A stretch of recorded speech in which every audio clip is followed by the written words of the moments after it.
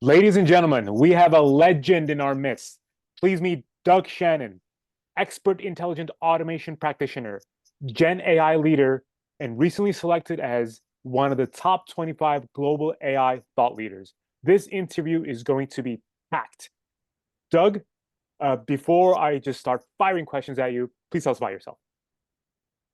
Oh, about myself. So yeah, I'm a enterprise practitioner. I try to make sure people understand that. I try to be very authentic with what I do, how I come about, and really try to give insights and perspective because, I've been in the same space, in the same place as many people of coming into something saying, wow, I don't know about this. I don't know what this is. I don't know what to do with it. And so I take a very human approach to things and a Mhm, very thoughtful approach. mhm. I believe to be clear is to be kind, and I try to drive that forward with everything that I do. Your voice absolutely comes out in all of your posts. I love seeing what you are updating daily. I love your thoughts on where AI is going and what it's doing, to the world, not to mention the job market, which is one of the primary things I want to ask you. AI and the job market. Big question, but where do you think we're going? What kind of impact do you think AI will be having in the job market?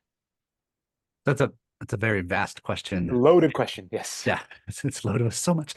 So I think we have to again we have to take it apart a little bit and say what perspective are we coming from? And when you come from like the leaders out there, like the Elon Musks or the Sam Altmans, Mhm. and you say we are computing so much and building so much, or you hear that GPT-5 is going to come out, and you hear people like Bill Gates saying there's a couple of more turns of the crank before we hit that plateau. So experts are seeing that we're going to be growing and we're going to be getting more compute, and however that comes about. Yeah. There's power struggles there, not just Hmm. people, but there's power struggles in like actual electricity and Yes. what have you. So it's a fast-paced world. But where is it going? So that those leaders, and you hear things from Elon Musk saying like, "Hey, jobs are going to go away. Maybe they will, maybe they won't. Depends how Hmm. we look at it." And if they do, these leaders are saying we need a international monetary fund to be able to kind of like pay and give people some levity, right, or some ability to do different things. And sure, that's the perspective, and we have to understand that. And if one way to really understand somebody else's viewpoint is to use classical philosophy and use like Occam's razor and say, well, the simplest answer is probably the answer. So we're going to say that's their perspective because we'll just take an assumption. Hmm. But then you have the other side, and coming from like my practitioner side of doing automation and helping people build processes and helping companies really drive that forward. You have that, how do we help them? Because in the majority I've done in the last 6+ years of automation and potentially people saying like, oh, it takes away jobs. I haven't lost any jobs. Yeah. Like they became the people that got supplemented, or because they didn't, or like they didn't say like, okay, we automated the majority of their role. What they ended up becoming, what they turned into was actually a change agent or an agent of change that actually Hmm. helped us to do more automation Hmm. because they said, wait, I didn't lose my job. Like, no, you didn't lose your job. They're like, this is really cool. So that means I can go and I can learn new stuff, document what that looks like, build but really good understanding, become like that subject matter expert, and then go, hey, automation people, or even now Gen AI people, Yeah. how do we supplement that? And can you guys just go automate this thing? Like, yes, we can. Now we have an actual movement and people that are working with us. And this is where, humanity could move to. And this is sometimes when you have like that AI, Gen AI focus on these large foundational models that are turning into these world models that are just kind of computing around humans and not with them, you lose a little bit of that humanity. And so I would say, where's it going? It's going wherever we decide to take it. Yes. Sometimes I think it's just we need to be a bigger voice in the room and actually have these conversations and say, what if and what does that look like? And I have other stuff we can talk about, but like in general, Yeah. it can go. Loaded answer to a loaded question. Let's dissect this a little bit. So the optimist in me would like to think that what's going on with Gen AI right now, or AI in general right now, is very similar to what you saw in the past. Maybe an oversimplified example, but think about elevator operators, right? Or seamstresses, or folks who used to literally light lampposts in the street, right? This is the modern version of that, where yes, those jobs might become obsolete, but now that opens up new opportunities. Like you said, now there is wider, more efficient automation. Therefore, what can we do with the workforce that we have today? How can we pivot these skills to, modern applications? That's how I like to think about it, but I'd love your opinion as well. Yeah, so I think I think we need to create a new way of handling this, right? Mhm. And so we've always, all of us in the job market, in or out of it, have seen there's been an issue for a long time anyway. And that's you go Oh, out there and you okay. look at a job posting and it says you need 3 to 5 to 10 years experience. And everybody that's coming out of college goes, how do we do that?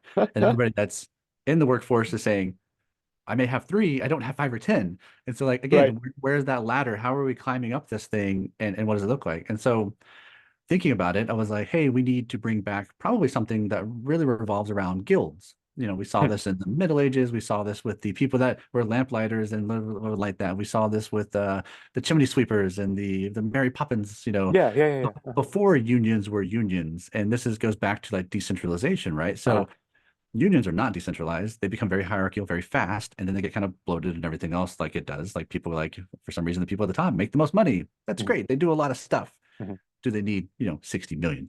No, probably not. mhm. Sure, if I was given the opportunity, I'd be like, I can give half of that away and just be fine. Sure. So, and again, you take a human approach to things because it's just we need to look at human first and the many aspects of where we're going with the world and where AI is coming in and where it's heading. So, but in general, like guilds would work in that way where you have a brothers and sisters approach, a mentor mentee approach, and then Mhm, they kind of handle each other, build templates out, do like the classic like PMO, project management office kind of style, and really you end up getting better leaders, and then maybe even host that in a very social way so you kind of can see some of that mhm, visibility. But then that answers the question like your college kids know what to do, where to go, who to talk to. They can jump from one to the other and maybe get like a referral and say, hey, you wanted to be a business analyst, now you want to be a project manager. Here's that path, right? And then, of course, you could turn it into like a nonprofit or some kind of business in regards to this stuff I'm kind of looking at to say like, how can we handle this and work this in the future? And and then businesses would be a part of that and kind of like donate money or be in some kind of like nomenclature with it so that you can actually then host this and do things and serve that, but then you can serve those same customers that are invested in this. And mhm, so you can then drive better people to those businesses that know they're also supported by this organization. mhm, So mhm, that's one mhm. way. Great insights into there. By the way, I love what you said about, you need 10 years of experience. The joke I always make is you need 5 years of experience on a tool that came out 2 years ago. Exactly. Yeah. Yeah. You said something super interesting about decentralization, Mhm. right? I want to pick at that a little bit, not pick at it, but I want to talk about that a little bit more. That's something that's very near and dear to me. Decentralizing AI.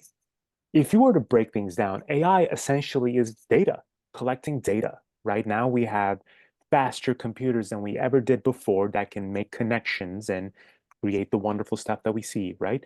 But the caveat of that is data is expensive, compute power is expensive. Therefore, the data is collected by essentially big tech, your Microsofts, your Googles, your Amazons of the world. With such powerful players, how do you decentralize? Yeah. So everybody's going to be having that question Mhm, and wondering where that goes. I may not have the answer, but I have a way that I see it potentially working. And you're not going to be able to outmaneuver the big companies that have the data because they could pay for the Reddit data. They could pay for eventually you're going to see yeah, Microsoft purchasing all the LinkedIn data, right? And so all this is going to happen. It's going to be consolidated, commoditized, and like everybody has like their sandbox that they play in.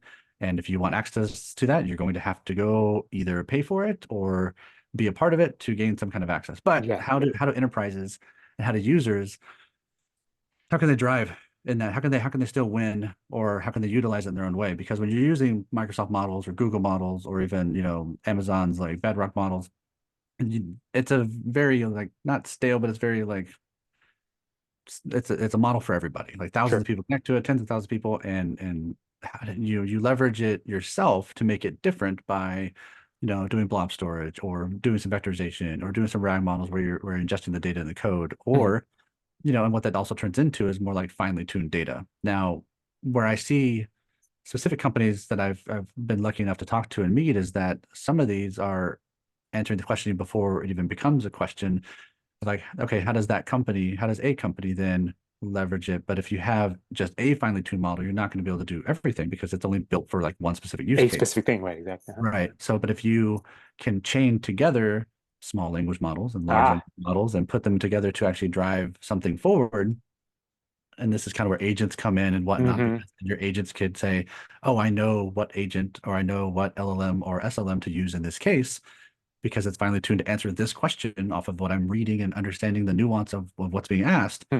That's kind of the future, because then you now control your data. You control what finely tuned model you want to use for what. Maybe you Hmm. want to mix control and you want to do some science, you want to do some research, you're doing a different model, you want to do something that pertains to like customer service in regards to your enterprise. Great. Don't go ask an LLM like the very large ones, these foundationals, that question, because you're going to get it. If it doesn't understand it, you're going to get hallucination, right? But then if you don't tailor in the right way and you have these models, then you get like model drift if you're asking it something it doesn't understand, or Hmm. you're able to prompt inject it. But what if you can chain them together? What if you can build this out to where it actually can understand and actually protect itself from potential prompt injections, because it knows it's actually analyzing with that chain of thought of why are you asking this in the first place? This Hmm. may not make sense. Hmm. Some of the other stuff I talk about besides chain of thought is the other things we're hearing about, but also I add more to it. But it's chain of thought, chain of reasoning, and Hmm. chain of custody, Hmm. because you have to understand like what's the data that you touched, like any LLM, what'd you touch? Hmm. Why'd you touch it? So what's the reasoning behind like why'd you pick that and what did you get out of that? And then Hmm. the chain of thought is, well, what'd you think about it? And out of that, it should be also asking questions like, is it the right question, right? We don't Yeah. want, and everybody goes back to, I go back to this a lot, but like the Hitchhiker's Guide to the Galaxy, you don't want to go and ask what is life and what is the purpose, and then get 42. You're like, what? Again, loaded answer. I love everything that you just said. I love everything that you just said. So we just now open the doors on agents and Yes, essentially and small language private, model. yeah, small language models, um, you know, private LMs and private GPTs, right? Love it. If I may paraphrase what you're saying, now as a part of our unionization, if you will, right? We have the power to use these smaller language models, fine tune them on our data, string them together. Therefore, now this is ours, right? Yes, but I only know one company that's a startup Uh, that's doing this. okay, okay, So I would hope that eventually everyone would be able to do this, but actually stringing your own together is actually still very hard. sure. And there's nuanced type of settings and infrastructure and architecture that needs to be set up so you can actually maintain that. Hmm. And so someone's doing it correctly, and someone I'm like just jazzed watching what they're doing. So yeah. Do you think this opens up doors for a bit of this data tug of war? So let's think about a hypothetical situation. Again, I always say I'm not in it for the doom and gloom, but let's think of this hypothetical situation. Let's say Beck's company, right, took a Meta Llama model. Let's say I was ambitious and I took the 405B model, okay, and I trained the crap out of this thing, right, on whatever, my business, my data. And just like you said, I have my series of agents that have these LMs connected together. And, boom, I've got my own AI magic happening in my own platform. Okay. Now, Beck's a smaller guy. He took the language model from Meta. He got a bunch of GPUs from some cloud service and the computing power from cloud service, right? Now he's got this product that's very attractive to people. Do you think there could be a power play here in any of those other companies that are being involved, saying, hey, you used our material, let's say our language models or our compute power to create this thing to begin with. Therefore, it's mine now. Do you think we could see that kind of tug of war happening in this war for data?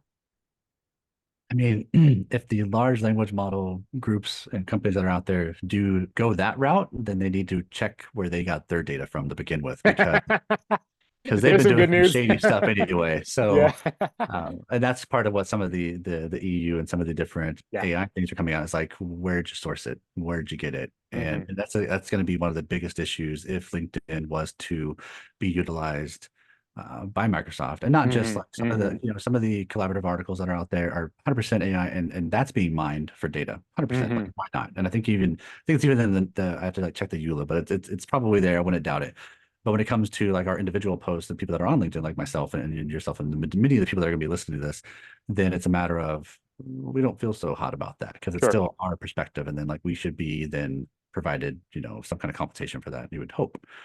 So yeah. So in that, could they come after it from that aspect? I think just to your point, and to someone that like seeing what you've done and having like this version or this branding of yourself and having like the Beck AI that is you and Axton has those functionalities. I think every company out there that has a brand and has a way to manage that brand would want Hmm. something like this, because it then kind of gives you a way to interact with your customers in a completely different way. Mm-hmm. Mm-hmm.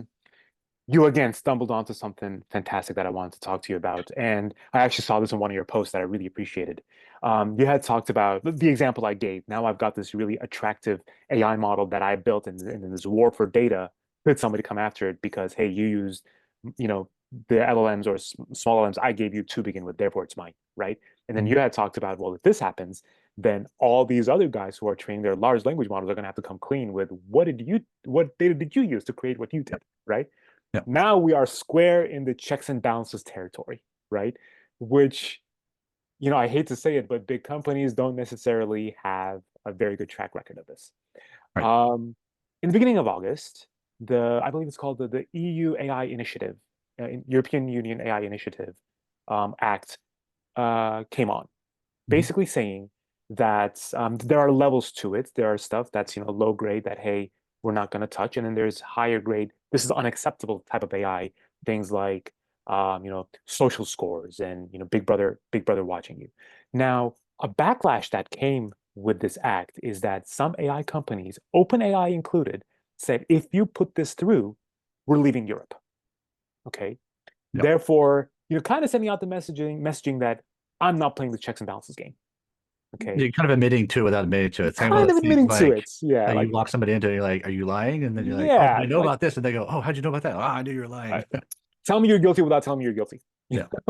So, again, a loaded question, but on such big players, Yep. how do we keep those checks and balances? Like, why is it that Beck Nadir needs to disclose, who or what he trained his AI models on, which I do whenever I train anything, I disclose it.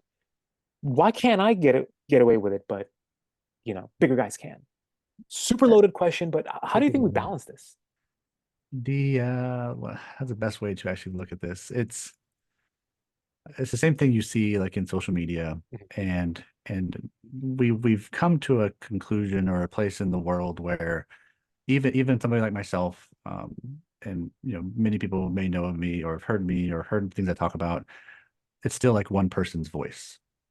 And this is why I think authenticity and why you go back into like what is this person an expert in and whatnot, but it's still like a person's voice, and that used to be more prominent or good for something for the most part, because then people would actually listen and people would actually take action and do stuff with them and like drive towards some kind of goal. Now it's there's so much uncertainty and non-authentic interactions that have caused many to say, I don't listen to one person at all. I listen to Hmm. either groups or councils or think tanks or whatever, Hmm. so that it's never just one person. And there's some protection in that, and then there's some understandings in that. And so when it comes down to acts and things that are said, this is the law, this is the way, this is the checks and balances, you're just one person. And Yeah, you're not a conglomerate, and you're not a Fortune, whatever company that has billions with of dollars trillions at your disposal. Yeah, and the legal teams that can fight it yeah, and then yeah, all that stuff, right? So yet, um, they should disclose it. They really should, because I agree. there's not a lot you don't without having alignment, clarity, and transparency. There is no trust, Mhm. and this is other stuff I talk about, right? And I think that that's the big change that does have to happen because and I think we're going to be seeing more of that as like things like GPT-5 come out and things like if something like AGI, artificial general intelligence, was to come out, if we ever get to that point, Mhm. uh, there's still massive risk because it's still very black boxed, no Mhm. matter how you Mhm. slice it. Absolutely. Even if you use Azure on like the enterprise side, it's still very black box. You're just trusting, you're like blindly trusting that the company and the corporation is Absolutely. doing what they say they're doing. Totally. Totally. Yeah. So yeah, but even then on the EU Act, the one point I want to put in there is that although yes, they're more strict on like the individuals that are building, what they're trying to do is build the kind of separation there too, is like as a regular user that is using it, you're not really at fault and you don't have to disclose some of the things that you do or looking for or whatever because you're not building, but the builders, yeah. And but then again, so like if you're building it, you have different rule set than people that are just using it, and that does help companies in some cases because this is where companies get a lot of like mixed in with like the legalese and like understanding some certain aspects. But when you work with like the Azures, like the Microsofts or the Googles, and they're the one hosting and they're the one building the large language or world models that are coming up, then you have like that's their fault. So you're just a consumer of it. Now, when you finally tune it, you're kind of just like putting on like different hats in different ways and different constraints, and you don't really probably count that too much. And so there's that aspect. So a little bit of Hmm. some clarity and or ways to kind of maneuver around the gray area of where that is. Yeah. You had again mentioned, and you've said it, a couple times in your post, which again, I love that you touched upon it. Uh, the best way to move forward for especially littler guys, excuse me, is to, band together and, form a union, if you will. Okay. Yeah. How do we get this Or not process started? hierarchical union, not hierarchical. How do we get this process started? Yeah, so like classically, right? So how do you make a group? How do you make a movement? You start off with saying, "Hey, I'm into these things. I like doing these things," or you just show it. The biggest lie that everybody's ever been told ever since even when I was growing up was like, "Oh, if you try really hard and you work your hardest, you're going to eventually be seen, and someone's going to pull you out of the dirt and say you're amazing, and just shake you till you're just an amazing person." Careful now, you're upsetting some people. Yeah. So, but the thing is, like, that's not the case, especially in the world that we live in now, in the very social world we live in, is Yeah.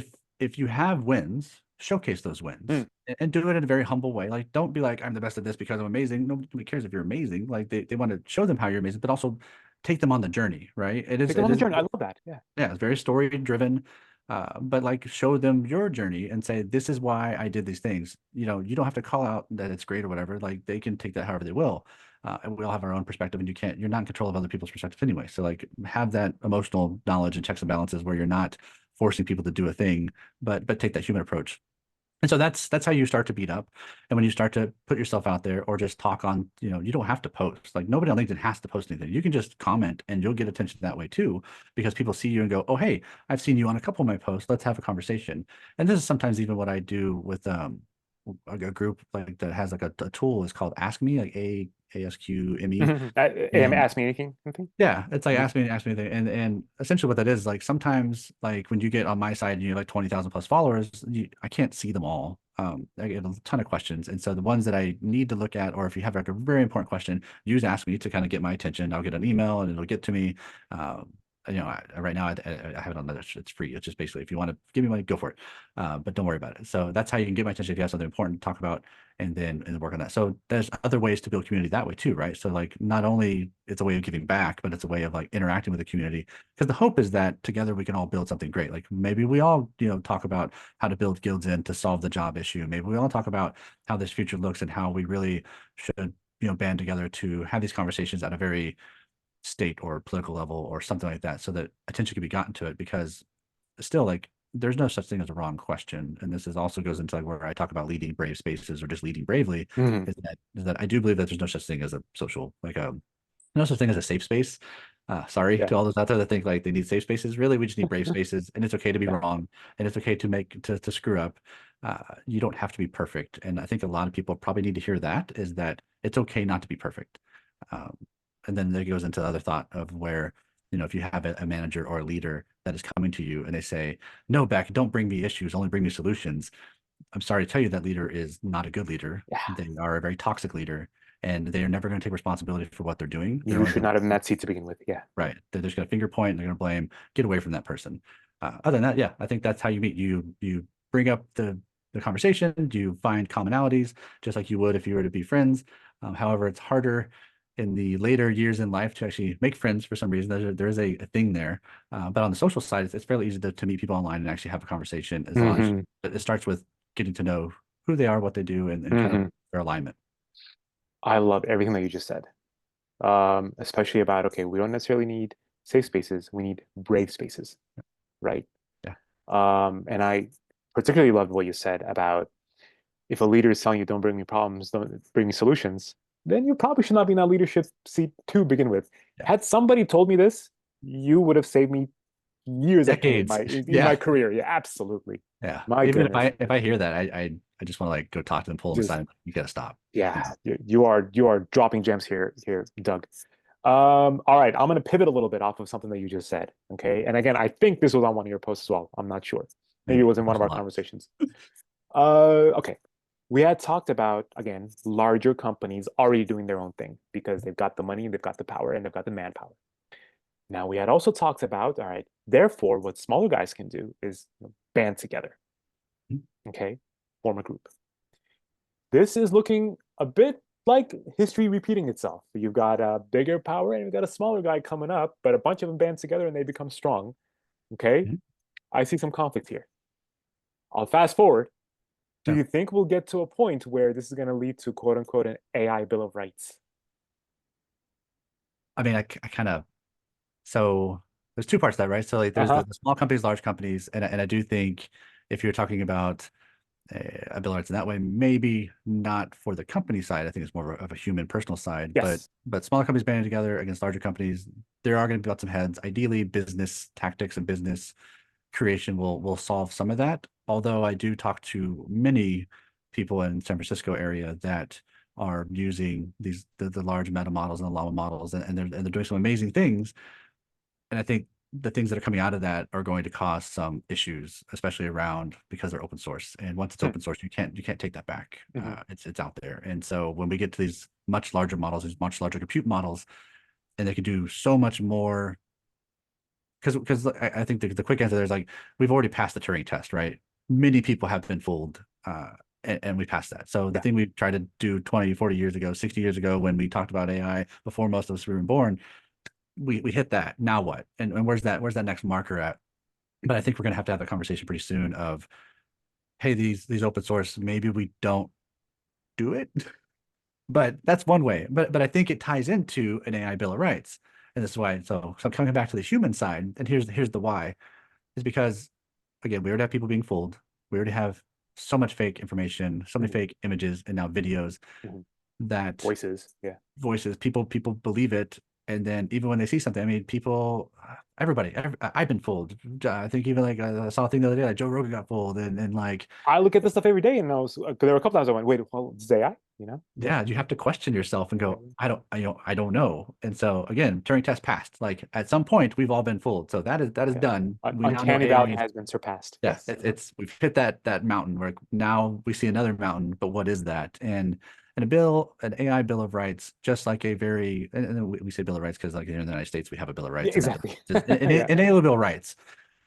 And I think we should talk about it. I think we should get the right people, and even if we can't get the right people, we get enough people to Mhm. actually start the conversation. And we Mhm. and we go through a list, and if we get something good enough and we get something that's thoughtful enough and emotionally mature enough and professional enough that we could take further, then maybe we go to Philadelphia and we go hang out and we actually jam it out and we do it old school style. But Mhm. general, it has to be enablable. It has to be, we should have some standard of you have the right not to be fooled, or you have Mhm. the right not to be turned into an AI, thing. I think I even listened to, it was like last year at this point, but they had like they built an image around like George Carlin. He's passed away a long time, This but and comedy fantastic special, right? comedian. Yeah, Yeah. fantastic comedian. And it was spot on. Like it was, It I was was like, that good. It was sounds very like good. him. Yeah. Like Yeah. luckily I got to see him before he passed, and he's a fantastic guy. Comedy is its own interesting thing. He was very polarizing, but that's what comedy is good for. It gives you those aspects, and I guess there's like not as many comics as used to. Either way, not to get off topic, but yes, we need some kind of AI Bill of Rights. I think it behoove us all to have that conversation. I don't have all the answers. Hmm. No one should have all the answers. I think it is a very human question. It's Yeah. a very human centric item that needs to be done and established by humans with a very human first thought process. I couldn't agree with you more. We're in uncharted territories Yes. where you just said this is a very human decision, the Bill of Rights, right? And humans need to talk about it. But it's uncharted territory because now we have literally machines that are involved in this, right? Yes. That, like you said, can be trained in your likeness, your voice, your face, so on and so forth, your data. Yep. Okay. Uh, I'm gonna shift gears a tiny bit. We need a humanistic approach with this in this, machine heavy area. And now we have something like Neuralink, okay, where you are very much blending what's human versus what's not, what's human versus what's machine. On one hand, I do see the value, particularly if you have a debilitating condition. Now you've got this chip in your brain, if you will, that can help you do things like that you never could before. Right. Awesome. I love it. But on the other hand, I am literally tapping into your brain. Yep. Okay. Literally. Literally. Where does the Bill of Rights come into that? Again, uncharted territory. Yeah. How do It's we risky even, territory. yeah, how do we even start discussing something like this, that I've got this chip in your brain, so I'm tapping into it, but at the same time, hey, you shouldn't be able to control me, you know? Yeah. You I know? mean, you could go many different ways. I think it does start with just the human conversation about the AI Bill of Rights. I think it definitely starts on that side of it because you have to have some kind of groundwork. Because we know history. Those of us that have studied history have seen where this could go, Where this could go, yeah. And it and does repeat itself. it heavily repeats itself. Some would say every 80 years, some would say every 100 years. But either way, like we see common things. We've seen them in our lifetimes. Bell bottoms came back and they went away. Either way. So there's a lot of things. There's a lot of things I'm not going to say, but in general, it could go. We don't have to say like it needs to stick to one area and one category because if somebody, so after like the medical side of it, after like the helping people get back their personhood, which is 100% which we should be working towards, and maybe it's how we define it in that way, is like if you need help and you don't have a level of personhood, this could help you to an extent, right? Helping you with an arm, leg, situations, walking, Sure. talking. Uh, but there's a level of that, and there's a checks and balances of that. The bad side is when it goes to where everyone decides to do it just to get a leg up because then now you go back to the rat race, Mhm, which very much, and when you look at different cultures, and luckily I've been able to speak in multiple countries mhm, and seeing the United States culture versus a European culture, mhm, seeing the United States is definitely rat race still, and we literally work to live, or mhm. yes, work to live. Because if you come to the United States and you ask any of your friends, like, "Hey, what do you do?" and their constant thing is they're going to bring up their job. Like, Work. that's a Yeah, U.S. exactly. thing. You do that in Europe, and you get, "I like to do this. I like to go skiing. I like to do this thing." I was like, "No, no, no. But where do you work?" You're like, "Oh yeah, I work too." That's not the first thing on their mind, Yeah, yeah, which yeah, is yeah, yeah. fantastic. Absolutely. Absolutely. Yeah. Like I love it. I'm like, I wish I could do that. So I'm slightly jealous and wish that we could figure this out, or maybe I should move. No, I'm just joking. So in general, the Some subliminals there. yeah. So but that's how we should be looking at this is like depending on the culture, and you're going to have some of these countries and some of these cultures that once they get a hold of technology, they're going to go full in. And Mhm, what does that look like if one country is killing it in the market or doing things or what have you? How does that equate? There's a power struggle then, and yeah. there's a way of a movement of resources or what have you. Like it doesn't, no matter how you slice it, no matter what I say, no matter how we discuss this topic, it all eventually, and if you look at history, it all goes kind of bad in that regard. I think that's probably where we should leave it. You once again uh, are leading right into one of the things I want to talk to you about. Differences in cultures, Yeah. European mentality versus American mentality. The work to live versus live to work. Okay. Um, what I see on my LinkedIn and the people who engage with me, right, is heavily Asia Pacific. Okay. Some Europe tends to be like central to Eastern Europe. Okay. And we also had talked about the European, AI law that had just passed. Uh, do you think that some cultures and some countries have a tendency to not touch AI much and even maybe to reject it because, like you just talked about, hey, this is going to disrupt our way of life. Not necessarily because we're afraid of it and not necessarily because it can do all these nefarious things, but we've got this thing here where this is our work-life balance and this is going to disrupt it and therefore we don't want it. Do you think that could be for, a reason for some of the backlash? I think I think anything that is new, and the one way I usually describe this, and it helps people to understand like this is what I'm thinking, and it helps people just go, oh, that makes sense, is that in all the enterprises in the world right now, we have four different generations of Mhm, people. And so, if not five that are being born, but either way. So in that, like in the workforce, there's four generations. So each one of those has different understandings, different viewpoints, and some at the very later end are like, hey, it's always been this way. I'm not going to change anything now. Why do it? mhm, The middle ground is like, hey, if it's cool and makes my life easier, like I'm down to take a look at it, but it needs to be evolved or it needs to be something like that's a fairly easy uptick. And then the middle one was like, around where we're at, and we're like, hey, we see all this happening. we were born before the cell phone and when it was coming out, and now it's like we see how things get bigger to smaller, and the personal computer and everything else, and the internet. So we're the change makers, right? And then we kind of have to start becoming like those people that are talking about this, those people that actually are trying to drive change. Because if we don't do it, Hmm. and we're the ones that see it, Hmm. the next generation down didn't grow up with it. They don't know what life was like with phones on the corner Yeah, that yeah, yeah, yeah. recorders in, or that we made, we recorded the sound on a recorder of 2600 hertz, so we got free long distance calls. Nobody remembers that stuff. So, I mean, that's my background in hacking, but like that's a different thing. Either way, Yeah, yeah, yeah. I love it. so the aspect of that is like just if we, yeah, like we're in that age group, we have to do something about it. And again, it goes differently, and again, history repeating itself, like that whole thing. So it's concerning. Yeah, yeah. I mean, I'm very curious to see where this is gonna go. Going back to you said I go back to a time where I had to kind of hack voice frequencies so that I wouldn't have to get charged for it. My kids will never know a world where touchscreens were not an option, Yeah. right? Or just wave of the hand at some Which is point. really, yeah, yeah, yeah. So I do wonder the generation that's coming up now, what's that gonna be like? Like, will they never know a world um where you didn't have to guess if a photograph was real or not, or are you always double guessing if a voice is real? Really, really interesting. I'm a music guy, so Yep. there's a music producer and influencer that I listen to where he's saying his kids can now pick out whether an AI music is an AI voice, but he cannot. So I Hmm. wonder if we will get to a place where an AI voice will just become the norm, an AI image, an AI avatar, an AI likeness will just become the norm. Yeah. I mean, ideally, it will. I mean, that's just the way it's going to be because, again, societal trends and the way that history does repeat itself.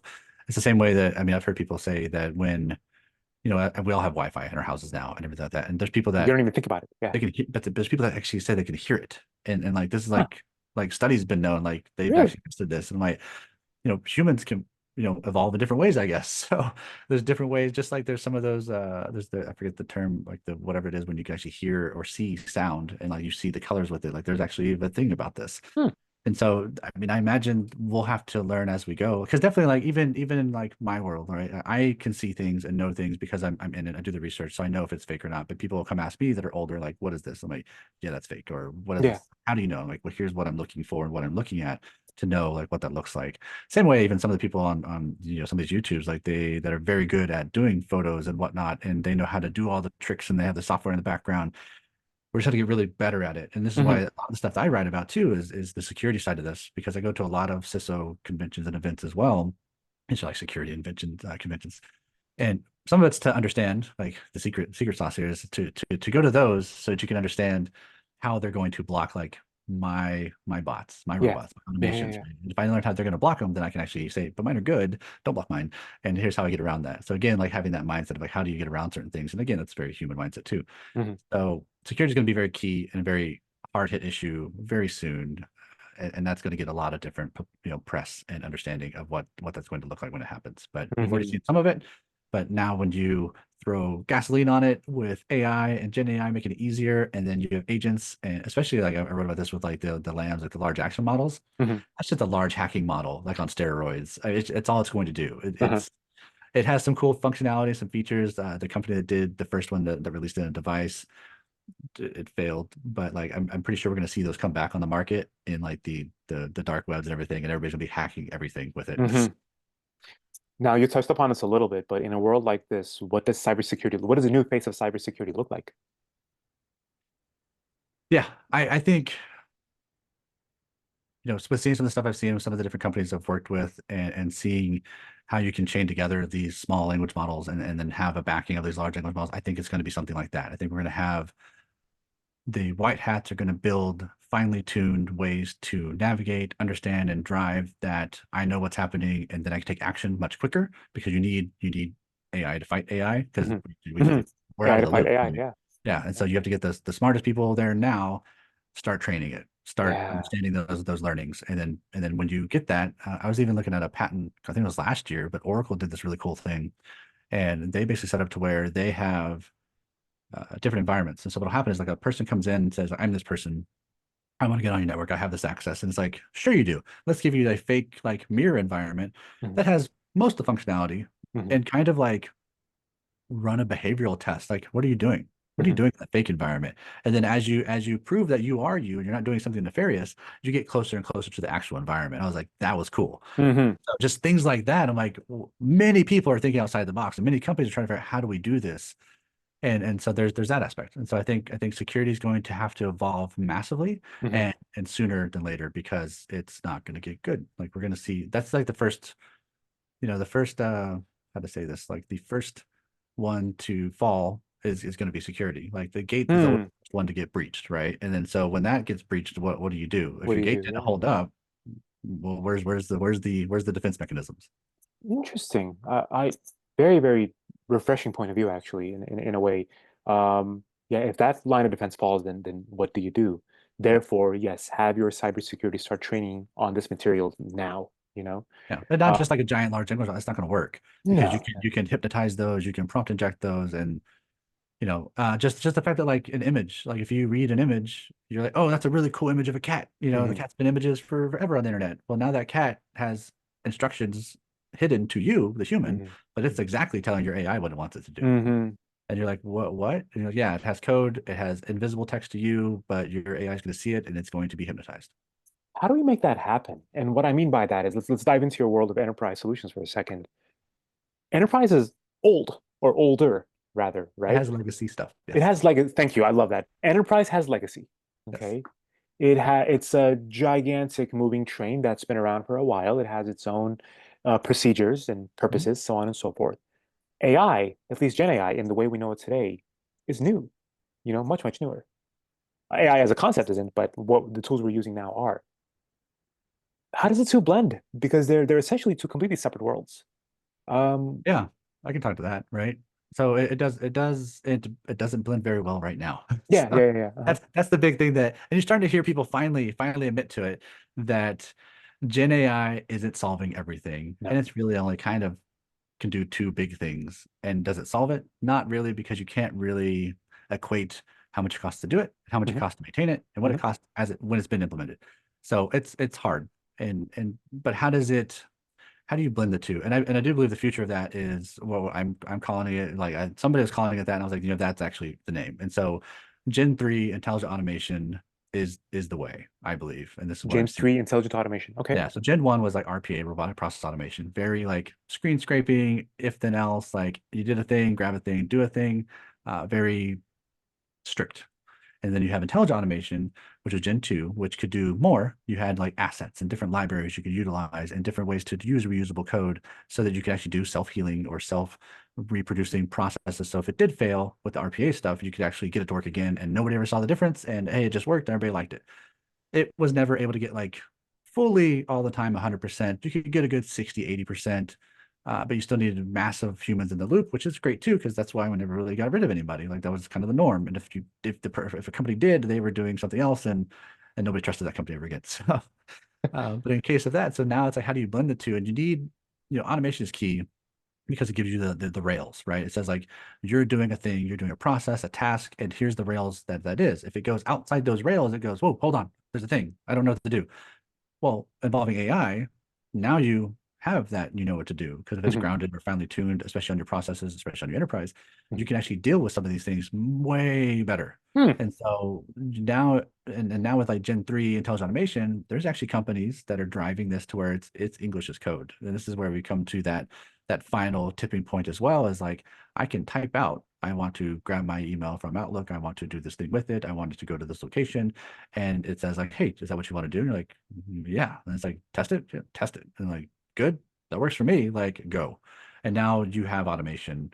And that's really where you take like that original thought in like Gen 2, where you have like citizen developers, and now you basically have enabled human base level programmers that are just like you and I. Hmm. And just like, our children and those people that can actually do this now. And so you still need your developers that actually know the stuff and can do Python, do the heavy coding. But in regards to the day-to-day simple stuff, Gen 3 of this is enabling enterprises to do much more and grow that 18, 20, 30% hopeful growth they have every year and not need to hire as many people. And that's savings, right? That's savings in time training, that's savings in money earned. That's just like, cool, my people can do more, but it doesn't mean that they're going to be like that much more busier. It just means that Yeah, they can just do more and be enabled to be just themselves. And that's really what I'm hoping for, is to see that goal and see some of these come to light and show that journey as well. that's an amazing vision. That's an amazing vision. I don't want to get kind of Skynet-ish here, but do you see Gen AI making some of those decisions for enterprise solutions that where you would typically see human input? So yeah, maybe not in the Skynet way, because Maybe not that's in this kind of way. scary, I scary went a little word. overboard, but Yeah, but in general, like even in the multi-agent framework stuff that I talk Mhm, about, where I'm mhm, looking at building the autonomous enterprise out and really talking that through and finding the companies that can do this and leveraging that to become like a platform, and it's a very not agentic, it's more multi-agent, like they're talking to each other, they're driving each other's goals, like the agents themselves have their finely tuned models that are working on a persona and whatnot. Either way, mhm, mhm, so there is in the autonomous enterprise that is not fully autonomous, there is a chance and actually a good reason to have a fully autonomous agent that is actually just taking the data, turning the data, and becoming kind of that gatekeeper and kind of cleaning the data. And mhm, so you don't need a human to do that. You mhm. really the humans need to actually answer the ontology questions, like why of this data, what is this data, how is this data, and once you have that data, then you have like this autonomous one kind of clear it up and make sure you have the information, because then all that information gets put back into your model, your large language model, or even some of your finely tuned models if it's been addressed and been Mhm, like mhm. categorized and version controlled, so that your enterprise just gets better. I mean, it just Yeah, rises up and says, we have the information, we have it now, we know what our people are doing, we know how we're driving that forward, we know what our customers are asking, and that's the win. And that's where the autonomous enterprise is going to take enterprise companies, or even the large or the medium, because enterprises are the hardest because of the legacy, the right? legacy. Yeah, mhm. And it's just the amount of users and the amount of like global connections that they have. It's hard, and APIs can't do it all, and this is why Yeah, AI can't do it all. But if you combine the two technologies, you get to that. And then when you get to that autonomous state, or you get very close to it, then you have like the Web3 stuff. You have the digital twins and all the really cool stuff, to where you're like, what if we take on this new acquisition and bridge this in and build it in? And what do we get? And you're like, boop, here you go. And you're like, yeah, well, that's amazing. Like, why wouldn't an enterprise want that? yeah, yeah, yeah, yeah. I want that for me. I I want it for my own life. Yeah. What do you think is the tip of the spear? Excuse me, what industry do you think is the tip of the spear to, marry these two technologies? I think it's automation first, right? I think automation helps to do the classic thing it's been trying to do for the last 10 years, right? Is digital transformation. It's finally moving away from just the Excel workbooks and thinking that they're Okay. databases, because people treat them like they're databases sometimes. And to build digital transformation, but also build the digital savviness within our organizations, within our people, so that we all grow with it and see where that win is. And then as you do that, and so as you take in like the automation approach of like showing how processes work and how they can be driven and how it gets better, and you bring in the Gen AI approach of like you can search and get answers and things are easier just to kind of like drive and go, but you still know that you need to be authentic with how you're using both. Yeah. There's training and there's upskilling and there's reason to do it, but I think you do automation first, because that gives you that foundation. To get a little bit more specific, do you think it's like the financial sector that's the tip of the spear that'll benefit from this the most? Since we're talking about data, is it the medical sector, marketing, Medical is probably like the last. medical? Yeah, Medical is with very all the hard, and it's hard because of the amount of. I mean, I'm in part of that realm, and how that works out, and seeing how things move very slowly, and there's not just red tape. There's just like there's controls that certain companies have, hmm and there's certain ways that they're just done that just there's stuff in the way. Yeah, There shouldn't be, and I think really again that's where some of like some AI Bill of Rights could come into play and say like humans have rights to these things, get out of the way kind of thing, because no one should control that, especially the way that some of these are being controlled. So in the aspect of the other side, like where everybody would always say like, oh, it's finance, it's HR, it's this, it's or HR. really, Yeah, HR is one too. Yeah, yeah, but I mean, the win really comes when, I think the win comes when you get the humans on board, right? And yeah, so how best can you enable them? How best can you make sure that they feel taken care of? They feel like they're a part of the team, that they're not just a commodity, that they're not going to be replaced. And if you can find that solution, great. Then that's the goal, right? So I think OpenAI did it very correctly and the smartest way possible, because how do you change a society and you change it by giving something out for free, that changes technically how they handle things, and let them do it on their own time and let them do it at their own rate. Don't Hmm. train they didn't train anybody. They're just like, here's a thing, go Here's the play. thing. Yeah. Yeah. Yeah. And then we all kind of trained ourselves around it, We go, did. I see some benefit in that. And then I see some benefit in this. And so does everybody else. And we all do it different ways. But in the end, we all kind of do it the same way. And Yeah. Yeah. it's Yeah. interesting that that's the way. And I mean, AOL did this with the internet, right? They didn't invent the internet. That was Xerox and that was the government and DoD. That's a whole other story. Either I thought way. it was Al Gore. So he invented global warming. No, so in Oh, general, old people joke for everybody watching right yeah. now. Actually, no, he was just on stage screaming about something else. Either way. So there's the whole other thing. Um, but in general, like that's the future where they're just going like, get it in the hands of the people and then they'll kind of figure it out. But if we can find a way to help people in general, maybe it's by how to pay their taxes or how to do something Yeah. that they Yeah. just Yeah. don't want to deal with, Everyday thing. Yeah. then there could be wins there. Yeah. I love what you said. And the right approach is the humanistic approach, right? I don't think any of us can really argue with that.